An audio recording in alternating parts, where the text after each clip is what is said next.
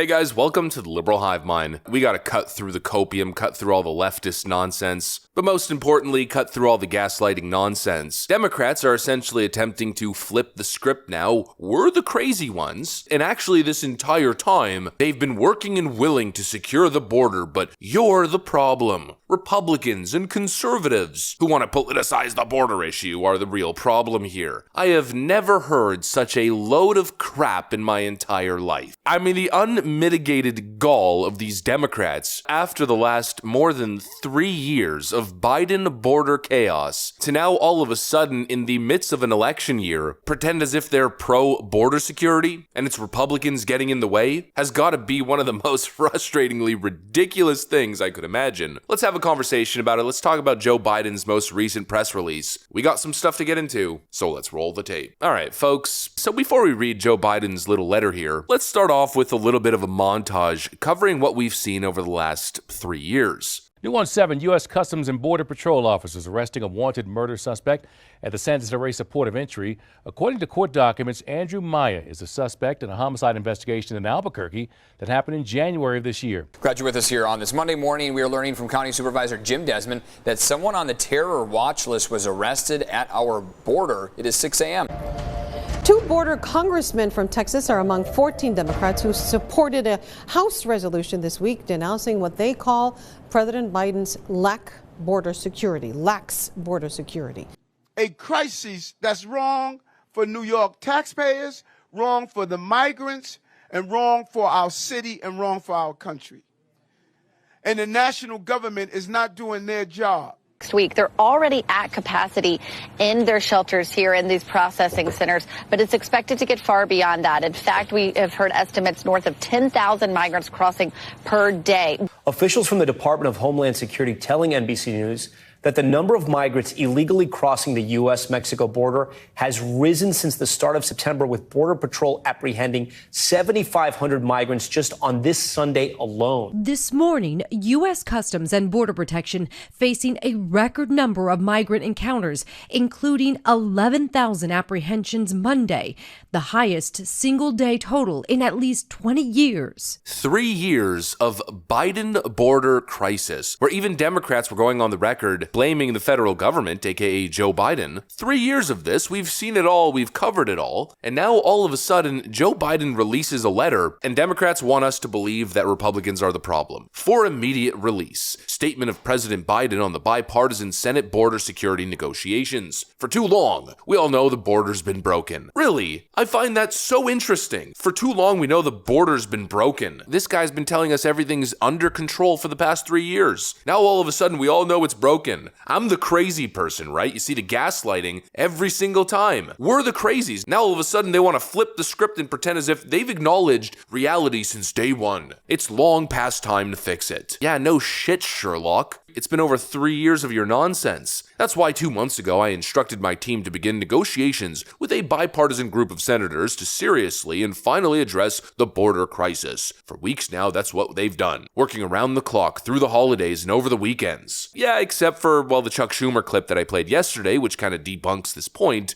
What we're doing here shows that Democrats are serious about getting Ukraine done, and the Republicans are not. We're serious. We're giving them a golden opportunity to pass a proposal on border. If they vote no on the motion to proceed, it shows they are not serious about getting something done on border and on Ukraine. It's actually a Ukraine funding bill masquerading as a border security bill. And again with the gaslighting, Republicans won't vote for our bill. Yeah, I wonder why. This is what Democrats do every single time. It's literally the same tactic time and time again. We've covered it for years. You have some bill that gets presented in Congress, probably titled something like the Protection of Puppies and Giving All Young Children a Lollipop Act. A beautiful, kind-hearted bill that just wants to protect the puppies and bring joy to the children of the nation. Then Democrats will attempt to sneak their amnesty for all illegal immigrants into the bill. Republicans will say no, or there's a bunch of random pork nonsense spending, supporting ridiculous woke initiatives domestically and internationally. Then, of course, principled Republicans like Rand Paul and others won't vote for the bill, and now Republicans are the bad bad guys. Republicans are the bad guys who won't vote for the protect puppies and give children lollipops bill. It's insane. It's absolutely crazy, and it's the same thing every time, and that's exactly what's happening now. The accusation is that Republicans are politicizing the border issue, when obviously that isn't what's happening at all, and Democrats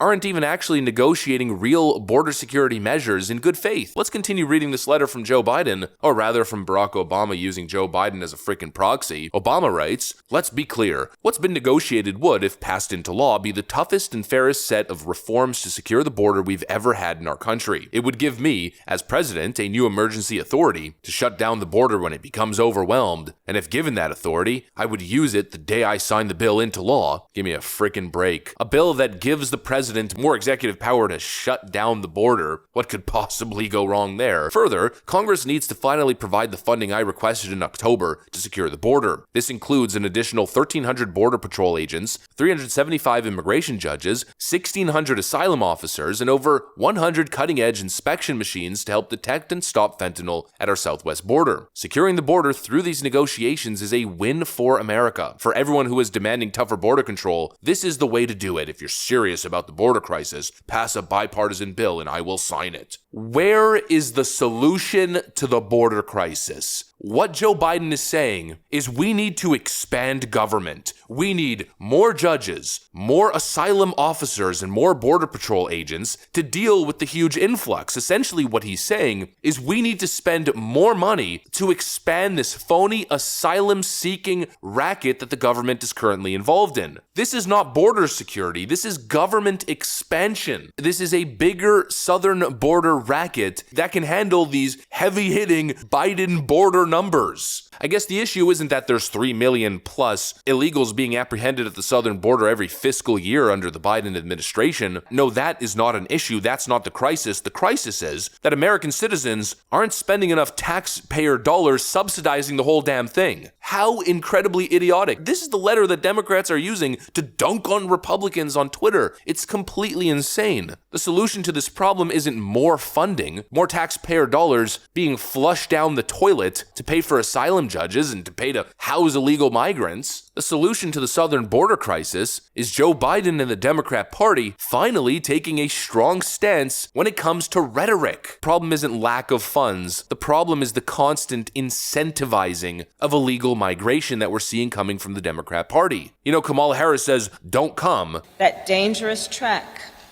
to the United States-Mexico border. Do not come. Do not come.